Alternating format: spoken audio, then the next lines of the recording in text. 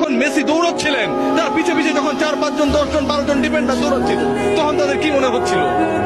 পিছে পিছে দৌড়ায়, ধরতে পারে না, আগে পরে সামনে বিভিন্ন জায়গায় যায়, বল আটকাতে পারে না। এটাই হচ্ছে একজন ফুটবলারের সৌন্দর্য। লিওনেল মেসির সৌন্দর্য ও জায়গায়।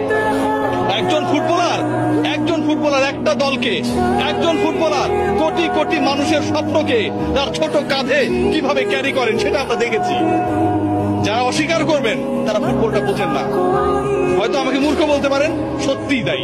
ব্রাজিলিয়ান কিংবা অন্য কোন দেশের সমর্থকরা যারা অপছন্দ করেন, যারা আসলে লিওনেল মেসির এই জাদুর ছোঁয়ায় মন্ত্রমুগ্ধতায় আটকাতে চান না, যারা লিওনেল মেসির এই অবদানকে, একজন ফুটবলার পুরো দলটাকে কিভাবে গড়ে তুললো, স্বপ্ন দেখালো, এগিয়ে নিল, শেষ পর্যন্ত জয়ের প্রান্তে, জয়ের সেই সুন্দর একটা জায়গায় পৌঁছে দিল, সেই জায়গাটাকে যারা আসলে বিশ্বাস করেন না, তারা আসলে ফুটবলের সৌন্দর্যই বোঝেন না।